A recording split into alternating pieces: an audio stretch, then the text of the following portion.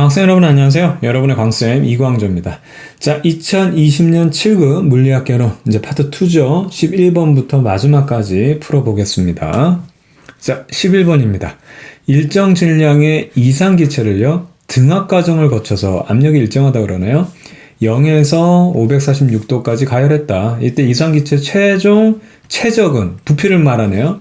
부피는 등압 과정을 시작하기 전과 비교해서 몇 배가 되느냐 이렇게 되어 있는데 온도 올라갔으니까 우선은 부피는 커지겠죠. 압력이 일정한 상태에서.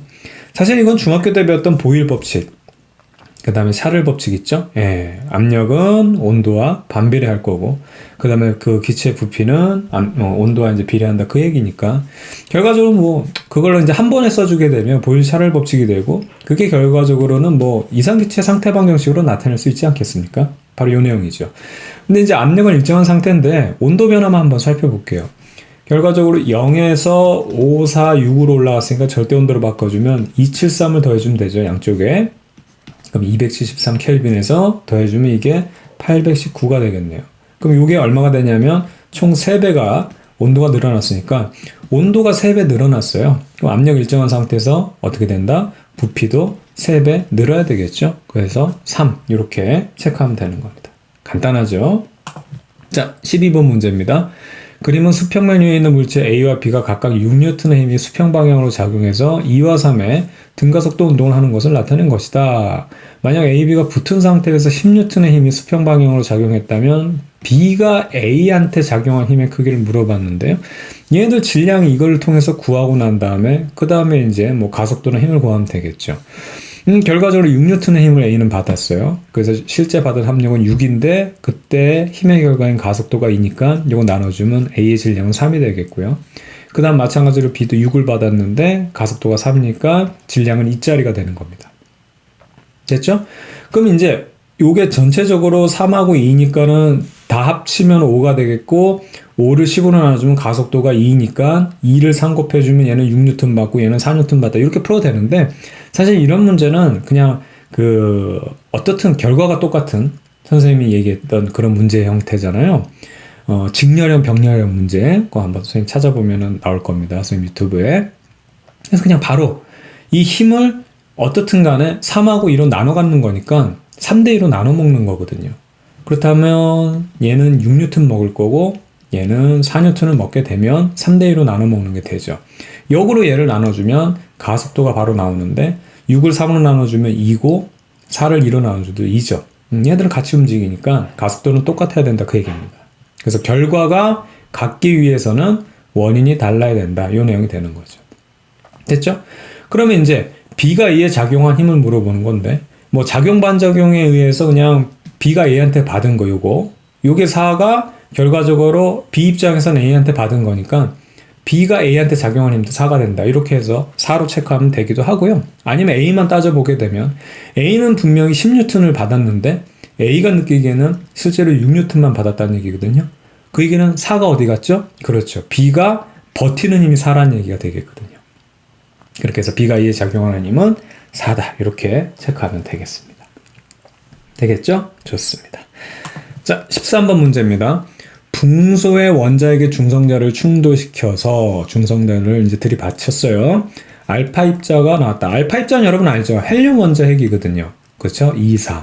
그래서 이거를 우리가 2, 4 알파 이렇게 씁니다. 그때 충돌 결과로 남게 되는 원자 핵을 물어봤습니다. 그럼 이게 이제 핵반응식을 쓰면 되는 건데 뭐 핵반응식은 그냥 더하기 문제라 그랬잖아요. 그래서 이제 붕소가 있는데 이게 뭐 원자 주기율표니까는 주기율표에서 이게 몇 번째 원소인지 몰라도 그냥 풀면 돼요. 여기 10이고 뭔지 모르겠어. 근데 여기다 중성자를 들이받쳤다 보니까 중성자는 여러분 알고 있잖아요. 그랬더니 뭔지 모르는 녀석이 나왔고 그 다음에 헬륨 원자에 그쵸 알파 입자가 나왔다. 이제 이 얘기인데 결과적으로 얘네들은 여기 더하기하고 여기 더하기가 같으면 된다. 그 얘기예요. 그 다음에 이쪽 더하기랑 이쪽 더하기도 같아야 된다라고 되어 있는 건데 우선은 얘는 뭔지 모르겠으니까 이것만 살펴볼게요. 더하면 11이죠? 그럼 얘도 11이 돼야 돼요. 그럼 얘가 7이 되면 되겠죠. 그럼 여기서 7자리 찾아보면 2번 바로 보이잖아요. 그죠? 이렇게 찾는 겁니다. 됐죠? 좋습니다. 자, 그래서 정답은 2번이 되겠고요. 그 다음은 14번 볼게요. 광속의 60%로 직선운동하는 전자의 상대론적 선운동량. 예, 일반적인 여러분 알고 있는 운동량이죠. 고전적인 선운동량이 몇 배냐라고 했는데 일반적인 고전적 선 운동량이 mv고요. 상대론적 선 운동량은 여기서 그렇죠. 로렌츠 팩터만 곱해주면 되는 거죠. 그래서 얘네들의 몇 배 차이를 물어봤으니까 얘네들은 똑같으니까 요 지금 로렌츠 팩터의 값을 구하라 그 얘기입니다. 그래서 로렌츠 팩터 값말하는 건 여러분 잘 알고 있죠. 1 빼기 CV의 제곱분의 1이기 때문에 요 V가 얼마냐면 0.6C라고 했어요. 요 계산해주면 0.6만 남죠. 그거의 제곱이니까 1 빼기 0.36. 그렇다면 요게 이제 루트가 되니까 0.64 루트가 되면 0.64 루트가 되면 얼마가 나오냐면 0.8이 나오죠. 그래서 이 값은 0.8분의 1이니까 8분의 10 찾으면은 4분의 5, 예, 4번 이렇게 체크하면 되겠습니다. 됐죠? 좋습니다. 자, 15번이에요. 수소원자의 발머 계열에서 가장 긴 파장은 가장 짧은 파장이 몇 배인가? 발머 계열이라는 것은 N이, 에너지 준위가는 요 2, 레벨 2로 떨어지는 겁니다. 이제 요거는 좀 알고 있어야 되는 거예요. 요것도 이렇게도 물어볼 수 있고요. 발머 계열로 얘기하거나 혹은 N이 2로 떨어지는 게 가시광선 영역이거든요. 그러니까 N이 2로 이렇게 주어지면 깔끔할 거를 괜히 가시광선으로 주고 이게 그러니까 이 가시광선 떨어질 때 양자수를 물어보는 거거든요. 혹은 발머 계열의 양자수. 그렇게 돼 있습니다. 다음 발머 계열은 주행자수가 이보다 큰 준위에 있는 전자가 이거는 친절하게 주행자수가 레벨 2인 준위로 전이하면서 방출하는 스펙트럼이다. 그렇죠. 이게 정상적인 거예요. 수능에서는 여러분 수능에서는 이거 안 줘요. 그냥 발머로 물어보거나 그냥 가시광선을 물어보고. 뭐 발머가 뭐 어떻게 중요합니까? 사람 이름이. 그 위대하게 뭐 업적을 남긴 건 알겠는데 치사한 거야 이런 거. 이런 걸로 이렇게 외웠니 안 외웠니 묻는 거는. 어쨌든 그렇습니다. 자, 그럼 결과적으로 가장 긴 파장이라는 것은 에너지가 가장 작은 거니까 어디로 떨어지는 거예요? 가장 인접한 3에서 2로 떨어지는 거고요. 가장 짧은, 파장이 가장 짧은 건 에너지가 제일 큰 거니까 n이 무한대에서 2로 떨어진다. 결과적으로는 다 2로 떨어진다는 사실입니다. 됐죠? 그럼 이 녀석을 우리가 한번 계산을 해볼 건데 결과적으로 이 에너지를 보게 되면 파장으로 계산하는 복잡하니까 진동수로 계산하는 게 좋아요. 그 다음에 만약에 파장을 물어보면 그냥 역수로 뒤집어주면 되는 거니까요. 그럼 가장 짧은 파장부터 해볼게요. 그럼 에너지 맥스라고 선생님 표현하겠습니다. 그렇다면 무한대에서 2로 떨어지는 요게 에너지 차이가 바로 나타내는 거가 되겠고요. 그 다음에 가장 미니멈 작은 에너지는 인접한 3에서 2로 떨어지는 거가 되겠습니다. 그래서 중요한 게 이제 원자 에너지 준위를 우리가 구해보다 보면은 여러분 알겠지만 이렇게 그쵸? 이렇게 해서 마이너스 13.6 그 다음에 n제곱 이렇게 해서 일렉트론 볼트 이렇게 되는 거거든요. 그냥 이거 대입해서 계산해주면 되는 건데 문제는 에너지 값을 직접 구하는 게 아니라 몇 배냐라는 걸 물어봤으니까 얘네들 다 보면 어떻게 되냐면 똑같이 이게 상수 처리가 할 수 있죠. 모두 다 동일하니까. 그러니까 13.6은 제외하고 계산하자 이거예요.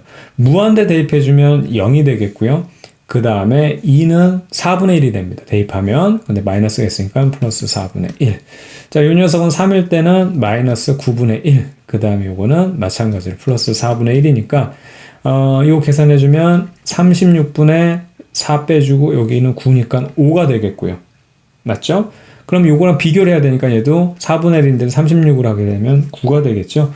그럼 얘네들의 비교를 하게 되면 결과적으로 요 진동수 맥스 대 진동수 미니멈을 비교해주면 맥스는 9, 그 다음에 미니멈은 5 이렇게 구분하면 되겠죠. 그렇죠? 근데 지금 파장에 대한 거 파장으로 하게 되면 역수가 되기 때문에 결과적으로 우리가 찾고 싶은 거는 지금 몇 배냐라고 했을 때 9대 5 그러니까 9대 5인데 그러니까 5대 9가 되겠죠. 5대 9 뒤집어 주면 되는 거니까. 됐죠? 그럼 요거를 나눠주면 1대 1.8이 되겠네요. 그래서 몇 배냐 그러면 1.8배 2번 이렇게 체크하면 되겠습니다. 됐죠? 좋습니다. 자, 이어서 16번 문제 볼게요. XY 평면이 지금 주어져 있고요. 그 다음에 반지름이 R과 ER인 두 개의 원형 도선고리가 있고 이에 각각 전류가 2배와 1배의 전류가 흐르고 있습니다. EI와 I가 흐르고 있네요. 그러면 얘는 EI만큼의 자석이 될 거고 얘는 I만큼의 자석이 될 겁니다. 또한 Y축 방향으로 균일한 자석이 있다. 일반적으로 자석이 있는데 갑자기 얘들이 자석됐으니까 서로 밀거나 당기거나 어떻게? 그렇죠. 자기력, 힘이 이제 작용할 거네요. 이 자기장에 의해서 반지름이 R인 원형 도선의 고리가 받는 돌림의 크기가 이 토크라고 한다면 반지름이 ER인 이 원형 도선 고리가 받는 돌림의 크기는 얼마냐라는 건데요. 우선은 이게 여러분들 자기장에 의해서 받는 힘은 선생님이 그 강의에서도 말씀드렸지만 그냥 비비 법칙이에요. 비비 법칙. 자석은요. 오로지 자석하고만 힘을 작용합니다. 그래서 기존의 여기 자기장을 요 B라고 한다면 새로운 자석이 여기 들어와야지만 서로 자기장들이 2개가 있어야지만 뭐 2개 이상도 될 수 있으면서 기본적으로 2개죠. 얘네들이 서로 밀거나 당기거나 한다니까요. 근데 이걸 기존 자석이라고 한다면 여기는 이 B라는 건 어떻게 해서 자석이 됐냐면 전류가 흘러가지고 자석이 된 거죠. 그렇죠? 그래서 이 전류라는 게 흐르는데 이 전류가 흐르면서 얘 길이가 얼만큼 되느냐. 그래 가지고 이것이 BIL이라고 얘기하는 건데 그냥 다 비비법칙입니다. 아니면 여기다가 전류를 흘려줘도 되지만 그러니까 전류가 흐른다는 거는 전기띠 애가 움직인다는 얘기거든요. 그래서 전기띠인 Q라는 걸 여기다 집어 던져요. V로. 그러면 새로운 B가 뭐가 되냐면 QV가 되는 거예요. 그게 비켜봐 막 이런 식으로 외우는 게 이게 이게 자기장에서 받는 힘이에요. 그러니까 비비법칙으로 생각하면 되는 겁니다. 됐죠? 좋습니다. 그럼 이 녀석 같은 경우는요. 얘 자석은 자 여기 앞에 걸로 선생님 생각할게요. 지금 EI짜리나 I짜리나 이 외부 자기장 B는 똑같으니까 뉴페이스 자석 얘가 지금 전류가 흐르면서 생기는 이 자석만 우리가 구하면 되는데 기본적으로 I가 얼마입니까 여러분? EI가 되겠고 그 다음에 요 길이를 구하게 되면 요게 힘받는 면적을 그냥 이렇게 표시할게요. 그럼 여기 하나가 R이니까 ER이죠. ER 이런 자석이 되는 거예요. 이게 새로운 뉴페이스 새로운 자석이 되는 거죠. 새로운 자석. 그럼 이 녀석은 어떤 새로운 자석이 될까 한번 볼게요. 이 새로운 자석은 좀 여기는 I죠. I에다가 이 면적을 보게 되면 ER 그러니까 4R. 그러니까 결과적으로 얘들은 자기력은 뉴페이스 자석은 똑같아요. B-B'는 더블-는 똑같다. 그러면 결과적으로 이 안에서 받는 힘의 크기는 똑같은데 돌림힘을 물어봐잖아요. 돌림힘. 그렇죠? 돌림힘이라는 것은 받는 힘에다가 모멘트 암까지 우리가 적용을 해줘야 되겠죠. 돌려야 되기 때문에. 그래서 요거는 지금 둘 다 똑같다는 사실을 알겠는데 이 모멘텀 R을 보게 되면 얘는 R이고 얘는 ER이니까 얘가 더 2배가 기니까 돌리기가 더 쉽겠죠. 더 큰 돌림힘을 만들어낼 수 있겠죠. 그래서 돌림힘의 크기는 2배가 되는 겁니다. 그래서 이 녀석에 대한 돌림힘의 크기를 토크라고 한다면 이 녀석은 이렇게 토크로 우리가 표현해 주면 되겠죠. 좋습니다. 그래서 정답은 2번 이렇게 체크하면 되겠고요. 자, 그 다음 17번 문제인데요. 그림과 같이 반지름 A와 반지름 B 두 개의 구껍질 사이의 전하 Q가 이렇게 도넛 모형. 근데 이제 입체적인 도형이 되겠죠. 여기 구껍질이라고 그랬으니까 구입니다. 구. 균일한 밀도로 분포되어 있다라고 되어 있습니다. 이때 구의 중심으로부터 거리 R에 위치해는 여기 A하고 B의 저기 애매한 중간쯤 여기에서 위치하는 전기장의 크기를 물어봤습니다. 자, 그러면은 이거는 가우스 법칙을 적용하면 되는데 가우스 법칙을 굉장히 어렵게 생각하는 사람들이 많아요. 꽤 놀랐어요. 가우스 법칙은 진짜 쉬운 거거든요. 그래서 가우스 법칙 완벽 이해라고 해서 가우스 법칙이 도대체 어떤 의미를 갖고 있느냐 이게 뭐냐라는 거예요. 그래서 이거를 검색할 때는 항상 뭐를 표시하냐면 모든 주제에 쓸 자리가 없네. 광쌤을 넣으세요. 광쌤 뭐 가우스 법칙, 광쌤 전자기 법칙, 광쌤 뉴턴 법칙 이런 식으로. 그래서 광쌤의 가우스 법칙 완벽 이해라는 걸 보게 되면 가우스 법칙이 이런 거구나. 단번에 이해할 수 있을 겁니다. 그래서 그걸 꼭 한번 보기 바라겠고요. 우선 여기서 문제를 이렇게 풀게요. 결과적으로 얘는 선생님이 여기서도 설명을 했지만 포장을 해놓고 나서 요 안에 어떤 물건이 들어있느냐 여기서 이제 전하량을 의미하는 거잖아요. 그래서 이 포장된 걸 통해서 그 안에 있는 그 전하량을 우리가 구하는 방법이 요거거든요. 이게 가우스 법칙이에요.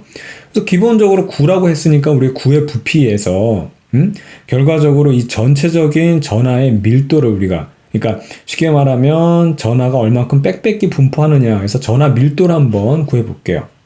전하 밀도는 결과적으로 구의 부피는 여러분 알고 있죠? 이건 뭐 우리가 원의 넓이는 파이 r 제곱이고 둘레는 2파이 r, 이것처럼 약간 수학적으로 단순히 암기적인 내용이니까 구의 부피는 3분의 4 파이 r의 세제곱이거든요.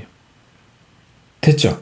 그래서 결과적으로 이 밀도를 보게 되면 여기에는 Q라는 애가, 자 이렇게 빽빽하게 Q라는 애가 있는데 그거를 전체 부피로 나눠주게 되면 얼만큼 Q가 이 안에 고르게 분포되어 있는지, 그게 이제 전하 밀도가 되는 거예요. 그래서 Q라는 애를 얘 부피인 3분의 4 파이 r의 세제곱, 이게 전하 밀도가 되는 거거든요. 되겠죠? 좋습니다. 자, 그런데 문제는요, 이게 전체가 아니라 우리가 이제 전체를 구한 거고, 우리가 구하고 싶은 건 이제 R점이긴 한데 그 R점을 구하기 위해서는 실제 전하가 분포되는 건 이 부분이 빠져야 되죠. 즉 무슨 얘기냐면 요만큼이에요. 그러다 보니까 이 전하 밀도를 실제로 구하게 되면 Q라는 애가 3분의 4 파이 A의 세제곱, 이 전체에서 그 다음에 요 B의 세제곱을 빼줘서 도넛 모양 같은, 입체 도넛 모양, 이거 안 보인다. 입체 도넛 모양 같은 거를 만들어줘야 되겠죠. 그쵸? 이 녀석이 실질적인 전하 밀도가 되는 겁니다. 됐죠? 그렇다면 이제는, 자 이거 좀 지울게요. 이 상황에서 실제 R 있죠? 요 R, 요 도넛 모양 있는 요 R 지점에서의 총 전하량을 한번 구하려고 하는 거예요.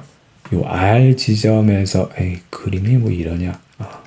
요렇게 R 지점에서의 총 전하량, 요거를 선생님이 Q-라고 한다면, 이거는 이 전체 분포하는 우리가 방금 구한 요 밀도에서, 그쵸? 그리고 요 R에 해당하는 요 부분에 실제 부피를 구하게 되면 이게 총 전하량이 되는 겁니다. 이게 전하량이잖아요. 이게 뭐냐면 사실 질량 구하는 거랑 똑같거든요. 밀도가 부피분의 질량인데 거기다 부피를 곱해주게 되면 질량이 나오죠. 근데 이제 질량 대신에 이거는 우리가 전하량을 구하는 거니까. 됐죠? 끝났어요. 그럼 전하 밀도 우리 구했잖아요. 3분의 4, 파이를 왜 빼먹어? 자, A의 세제곱 빼기 B의 세제곱, Q가 되겠고요. 그 다음에 여기 새로운 부피는요. 잘 보세요. 여기 이제 곱하기 해서 새로운 부피, 요걸 구해야 되는데, 이건 R이잖아요. 요 R 부분에서 마찬가지로 B 부분을 빼주면, 이만큼에서, 지금 이제 이만큼이에요. 이만큼에서 다시 B만큼을 빼주면 요만큼이 남으니까. 그래서 실질적인 요거, 부피를 계산해주면 3분의 4 파이, 이제 R 대신에, 그러니까 R 대신에 스몰 r 들어가야 되니까 R 세제곱 빼기 B 세제곱 계산해주면 되는 거예요. 그것이 전체 여기 들어있는 전하량이 될 것이다. 이게 가우스 법칙입니다. 뭐 적분이고 뭐 필요가 없어. 왜냐면 기본적인 일반적인 구에 대한 면적을 알고 있으니까 적분을 해도 돼. 하면 이게 나오는데 우리가 이 값을 우리가 그냥 바로 적용해 버리는 거죠. 됐죠? 그렇다면 얘네들은 사라질 거니까 Q라는 녀석이 결과적으로 빠지게 될 거고요. 그래서 여기 보면 어떻게 되냐면 Q라는 녀석이 빠지는 게 아니고 Q가 이렇게 남고, 그 다음에 A의 세제곱 빼기 B의 세제곱, 그 다음에 R의 세제곱 빼기 B의 세제곱, 이런 식으로 우리가 전체 전하량을 구할 수 있는 겁니다. 되겠죠? 그렇다면 결과적으로 여기까지가 해서 실제로 이 구부피, 도넛 모양에 대한 전체적인 전하량을 구한 거고요. 이제 가우스 법칙을 적용을 해야 되겠죠. 가우스 법칙은 어려운 게 아니라 결과적으로 E라는 녀석이 얼만큼 들어있는지를 우리가 파악하려고 하는 건데, 포장지 면적을 통해서 그 속의 전하량을 예측하라고 얘기했잖아요. 여기다가 입실론 제로라는 거는 쿨롱 법칙과 맞춰주기 위해서 이제 상수를 이제 보정해 주는 거고요. 그 다음에 여기다가 이제 포장지를 이렇게 포장하는데, 이렇게 포장해서 이제 면적을 표정하려면 9의 면적이 돼요. 그러면 어떻게 되냐면 4파이 얼마가 됩니까? R의 제곱이 되죠. 그렇게 해서 포장을 딱 해놨더니 이 안에는 뭐가 들어있을 것이다? Q-가 들어있을 것이다. 이 내용이거든요. 그렇죠? 근데 Q'를 우리가 이렇게 구해놨죠. 이거 그대로 써주면 됩니다. 그래서 이제 2를 구하게 되면 2라는 것은 4파이 입실론 제로 분의 1에다가 R제곱 밑에 깔리고 요거 그대로 써주면 되는데 Q 이렇게 나오고 난 다음에 요거 그냥 써주면 되죠. A의 세제곱 빼기 B의 세제곱 그리고 여기가 R의 세제곱 빼기 B의 세제곱 해서 이렇게 계산하면 돼요. 그래서 정답 찾아보면 어디 있습니까? A의 세제곱 B의 세제곱 R의 세제곱 B의 세제곱 그렇죠. 4번에 정답이 있네요. 그대로 있죠. 그대로 이렇게 찾으면 되겠습니다. 되겠죠? 좋습니다. 자, 이렇게 해서 우리가 지금 17번까지 풀어봤고요. 이어서 18번 문제 넘어가 볼게요. 18번입니다. 한쪽 끝이 벽에 고정된 용철이 수평면 위에 놓여 있다라고 되어 있고요. 질량이 2kg의 물체를 용철에 매달아서 평형 위치로부터 수평 0.2m를 장전시켰어요. 그리고 가만히 놓았더니 10분의 파이초 주기로 단순 조화 운동을 한다. 이제 진동을 한다는 얘기죠. 이 물체에 관한 설명 중 옳은 것만을 모두 골라라. 유용철 상수 구하라고 하고요. 진동수를 물어보고 있고요. 물체 최대 운동 에너지를 물어보고 있습니다. 자, 이것도 여러분들 한 번은 정리를 해야 돼요. 특히 위성 속도, 진자 주기, 그 다음에 여기서 보는 것처럼 진자라는 거는 이렇게 매달아 놓고 똑딱 하는 요 진자 얘기하는 거고요. 그 다음에 용철 진자 있죠. 이 용철 띠용띠용띠용띠용 혹은 띠용띠용띠용띠용 하는 거. 얘네들은요, 원운동으로 모든 걸 다 끝낼 수 있어요. 그래서 선생님이 그 검색을, 여기 써주면 좋은데, 안 썼네요. 그래서 검색 어떻게 하냐면, 원운동 하나로, 자,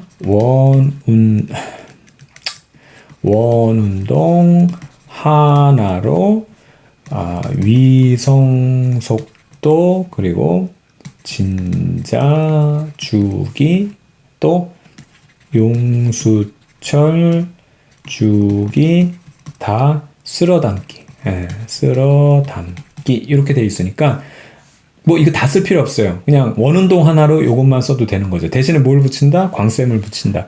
그거 하나 보게 되면 그 세 가지 문제가 다 한 번에 끝납니다. 아시겠죠? 그래서 이거 꼭 한번 참고하기 바라겠고요. 여기서 한번 볼게요. 우선 우리가 잘 알고 있는 힘이란 것은 F는 ma다. 근데 요 a라는 가속도가 원운동하는 가속도는 어떻게 선속도와 각속도의 곱이라고 선생님이 여기서 자세히 설명을 드렸죠. 예, 좋습니다. 근데 요 선속도라는 건 다시 어떻게 쓸 수 있냐면 m 요게 r 오메가니까 r 오메가 제곱이 되는 거고요. 요 힘이 결과적으로 뭘로 작용을 하냐면 용철이 이 지금 매달린 물체 2kg이 매달린 물체와 물체와 이제 용철이 탄성력으로 작용하니까 이게 kx로 우리가 표현할 수 있는 거거든요. 되겠죠? 선생님이 원운동으로 표현해서 이게 r인데요. 이것도 길이로 보면 x로 보면 되니까 얘네들은 약분이 된다. 그래서 결과적으로 용철 개수라는 것은 m 그 다음에 오메가의 제곱이 됩니다. 선생님이 이걸 왜 보라 그러냐면 이해를 해놓게 되면 이 공식이란 거를 그냥 k는 m 오메가 제곱 m 오메가 제곱 이렇게 외우면 그 시험 때 기억 안 나요. 그리고 뭐 할 때마다 계속 헷갈리고 까먹고 뭐 이렇죠. 그러니까 요거를 이해하면 요렇게 과정으로 가면 되는데 요게 한 10초도 안 걸리거든요. 익숙해지면. 그래서 그런 겁니다. 되겠죠? 자, 그 상황에서 우리가 알고 있는 건 요 지금 각진동수잖아요. 이거는 이 원운동으로 보게 되면 결과적으로 원운동이기 때문에 2파이고 진동수니까 F 적용해 주는 것 뿐이에요. 됐죠? 그런데 이 진동수는 주기와 역수니까 2파이 그대로 두고 이 F라는 것이 T분의 1인가 이렇게 표현할 수 있죠. 근데 여기서 주기가 10분의 파이라고 주어졌어요. 여기 10분의 파이래요. 10분의 파이. 그럼 이거 대입해주면 어떻게 되는 거지? 파이 약분되고 이거 계산해주면 20이 되겠네. 20. 20. 그래서 여기서 지금 각진동수를 구하라고 했는데 용철 지금 요게 20이죠. 그래서 결과적으로 각진동수라는 것은 요게 각진동수인데 20이라는 건 바로 구했고요. 그래서 니은은 맞고요. 용철 상수도 바로 해결이 되겠네요. 그럼 요게 20인데 그거 제곱해주면 400 되겠고 그 다음에 질량이 2kg짜리가 매달려 있으니까 800 되겠네. 근데 요건 잘못됐네요. 800이 돼야 되겠고. 되겠죠. 이겁니다. 그래서 다 끝났고요. 물체 최대 운동 에너지는 16줄이라고 되어 있는데 결과적으로 용처리 여기가 2자리가 매달려 있고 그 다음에 여기가 이렇게 2자리가 매달려 가지고 그러니까 결과적으로는 이렇게 돼 있으면 얘가 띠용띠용 이렇게 하는 거잖아요. 중앙을 우리가 이 평형점을 놓게 되면 힘의 평형점을 가운데로 놓게 되면 이때는 최대로 장전되어 있으니까 2분의 1 K 뭐 길이를 X라고 할까요? X의 제곱이 최대로 장전 그리고 순간 최대로 장전됐을 때 멈추니까 운동 에너지 0. 그 다음에 이쪽으로 다시 끌려가는 순간에는 여기 중앙에 왔을 때는 용철이 늘어나거나 압축되는 게 없어서 이 탄성 포텐셜 에너지는 0인 상태에서 가장 다 운동 에너지로 전환돼서 2분의 1 mv 제곱인 거. 또 쭉 늘어나면 요 녀석이 줄고 다시 얘가 늘어나면서 장전이 되죠. 그래서 2분의 1 kx 제곱 플러스 0인 이렇게 해서 역학적 에너지가 보존된다는 거. 요거 이제 활용하면 되는 겁니다. 요거 이 뭐야? 이거죠. 그렇죠? 근데 지금 최대 운동 에너지라니까 결과적으로 요때를 구하라는 건데 뭐 요때를 구하나 아니면 요거를 구하나 값은 똑같아야 되는 거니까요. 그렇죠? 그럼 요걸로 구하면 되겠어요. 왜냐면 우리가 다 구해놨으니까 K라는 게 얼마냐면 800이라는 거 구해줬고 X라는 것은 얼만큼? 0.2잖아요. 0.2의 제곱이니까 0.04. 그 다음에 요거 곱해주면 얼마가 됩니까? 48에 32가 되겠네요. 거기다 2분의 1 곱해주면은 어떻게 되냐면 16줄이 되겠네요. 그쵸? 그래서 디귿도 맞는데요. 정답은 니은과 디귿 이렇게 체크하면 되겠습니다. 됐죠? 좋습니다. 자, 이어서 19번입니다. 그림같이 굴절률이 n이 1.5인 매질에서 굴절률을 알지 못하는 매질 A로 평강되지 않은 빛을 평강이 나오네요. 60도로 입사시키자 반사광은 입사면에 수직으로 완전 평강이 됐습니다. 그럼 매질 A의 굴절률을 물어봤는데 이 매질 A의 굴절률을 N으로 그냥 놓을게요. 요거는 1.5 바로 적용하면 되니까. 완전 평강이 됐기 때문에 여러분들 브루스터 법칙 적용하면 되는데 대단한 게 아니라 여기 있는 반사각과 그 다음에 굴절각이 수직이라는 거예요. 그러면 우선 여기서 봐봐요. 지금 여기는 반사가 됐으니까 여기 60이고 여기도 얼마? 60이 돼야 되죠. 반사법칙 때문에 뭐 그렇게 해도 되지만 지금 매질이 똑같기 때문에 여기서 들어가는 속도하고 같은 깊이를 들어갈 때 여기서 이제 튀어나올 때 이 수평 속도가 똑같아요. 벌어지는 각도도 똑같아야 되지. 됐죠? 근데 여기가 90이거든? 그럼 이 녀석은 얼마가 돼야 돼? 30 돼야 되지. 근데 브루스터 가격이 그 반사광하고 그 다음에 굴절각이 똑같아요. 여기도 90이 돼야 되는데 이쪽이 30이니까 여기는 얼마? 60이 되죠. 그렇다면 굴절각은 얼마가 되냐면 여기가 또 90이 돼야 되니까 이쪽이 30이 되는 거예요. 그럼 이제부터는 보정값. 어떻든 얘보다 얘는 느려졌어요. 그렇죠? 얘가 이만큼 같은 깊이 들어갈 때 이만큼 도망갈 때에는 같은 깊이 들어갈 때 에게 이것밖에 못 도망갔으니까. 그런데 빛의 속도는 똑같이 맞춰줘야 해서 보정값을 하는 게 스넬의 법칙이라고 그랬죠. 여기는 지금 1.5라는 굴절률에다가 이때 우리가 이제 속도를 적용해 주면 되는 거죠. 그 속도라는 것은 각도가 주어져 있으니까 sin 60이나 그때 이 보정값, 여기서는 선생님은 이 보정값을 n, 굴절률을 n으로 했어요. 거기다 각도는 도망간 거는 sin 30밖에 안 되니까. n을 구하라는 거죠. 굴절률 구하라고 했으니까. 자, 그러면 요거 2분의 1이 되겠고, 이 녀석은 2분의 루트 3이 되니까, 어떻게 됩니까? n이라는 것은 1.5 루트 3이 되면 되겠죠. 끝났어요. 정답을 찾아보면 1.5 루트 3. 2분의 3 루트 3. 4번에 있네요. 그쵸? 요거를 2분의 3 루트 3. 이렇게 써주면 되는 거니까, 그래서 이렇게 정리하면 되겠습니다.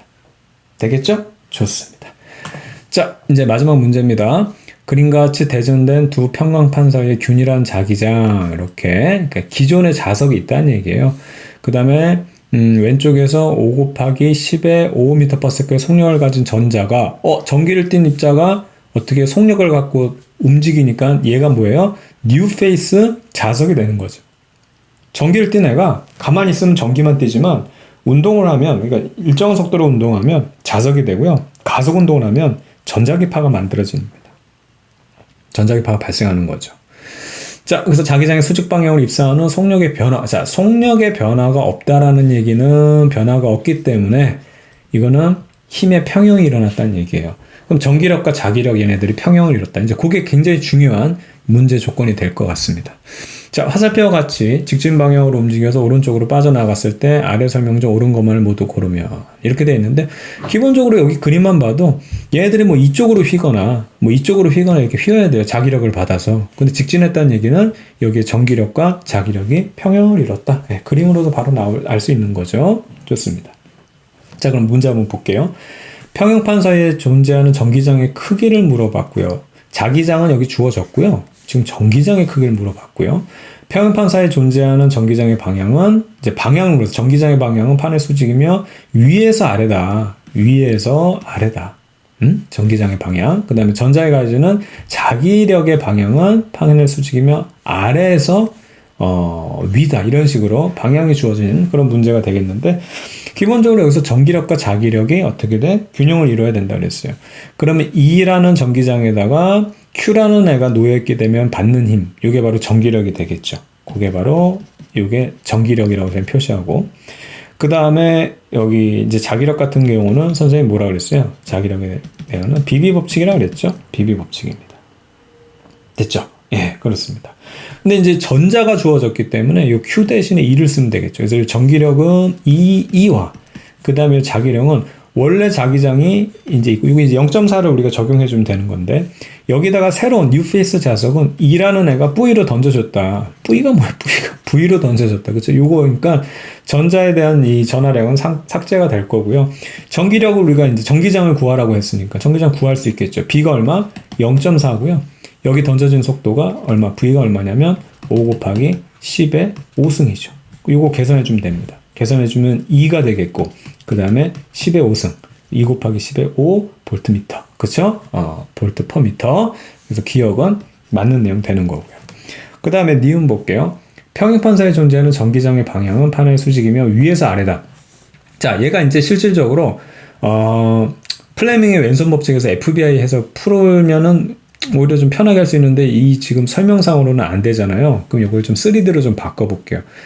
지금 자기장이 박히고 있는데, 이거를 밑을 잡아서 이렇게 들어 올리면 이게 무슨 그림이냐면 이런 그림이에요. 자, 이렇게 N극이 있어서 자기장이 이렇게 N에서 이렇게 나오고 있고요. 이 부분이거든요, 지금. 그 상태에서 전자가 이렇게 가고 있죠. 근데 얘를 이렇게, 이거 어떻게 설명해야 돼? 이걸 이렇게 들어 올려서 이걸 그린 거고, 전자가 이렇게 가는 거를 여러분 쪽으로 들어가고 나오는 걸로 해서 이걸 또 여기를 잡아서 이렇게 돌릴게요. 그럼 전자가 이쪽으로 이동하니까 전류는 나오는 방향이 되는 겁니다.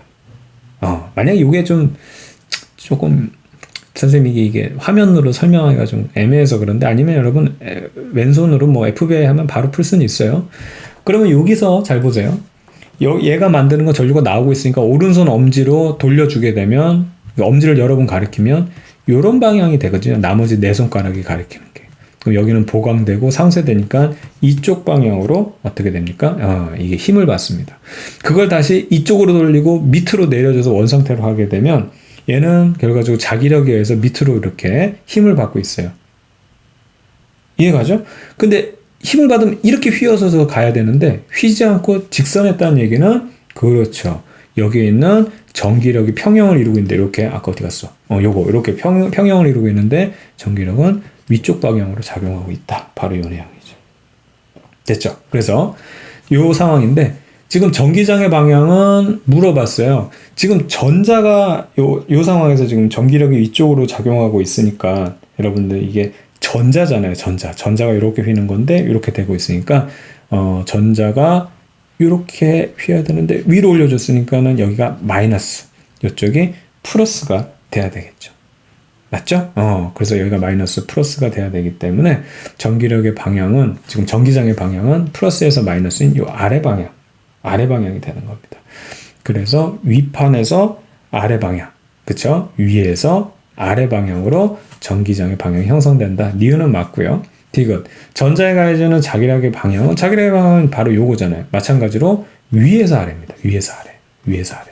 그러니까 이 문제가 여러분들 좀 헷갈릴 수 있는 게, 어떻든 전기하고 자기가 평형을 이룬다고 한다면, 얘 어느 한쪽이 위에서 아래면 다른 하나도 아래에서 위다. 이렇게 돼야 될 것 같이 생각이 드는데, 그거는 맞아요. 맞아요. 하나가 아래로 되면 반드시 얘는 위쪽으로 돼야지만 힘의 평형이 일어나는 게 맞는데 문제는 요 녀석이 문제인 거예요. 얘는 이제 틀렸고 요거는 이제 우리가 뭐 크게 뭐 문제 없이 구했는데 요 녀석이 문제가 되는 이유가 뭐냐면 전기장의 정의 때문에 그래요. 전기장은 항상 플러스 입장에서 이 전자의 입장이 아니라 플러스 입장에서 했기 때문에 우리가 마치 어렸을 때 우리 중학교 때 이제 전류의 방향은 항상 플러스에서 나와서 마이너스로 정해놓고 놨는데 실제 전자로 얘기하면 마이너스 플러스 이렇게 거꾸로 뒤집어 줘야 되잖아요. 그러니까 이 방향이 맞는데 얘랑 반대가 되는 건 맞는데 전자로 했기 때문에 다시 한번 이걸 뒤집어 주는 겁니다. 그러니까 여러분 방향이 이렇게 반대로 되는 건 맞아요. 그래서 이거 딱만 보면 이게 맞는데 전자였기 때문에 한번 뒤집어 줘야 돼서 얘가 여기서는 이제 이게 맞는 거고 얘가 틀리게 되는 그런 상황이 되는 겁니다. 무슨 얘기인지 아시겠죠? 별 얘기 아닌데 괜히 또 뭐 더 복잡하게 설명한 것 같다. 자, 어떻든 여기까지 해서 마무리하도록 하겠습니다. 자, 여러분들 고생 많았고요. 선생님은 또 다음 강의에서 여러분과 만나도록 하겠습니다. 여러분들 힘내고 열심히 공부하기 바라겠어요.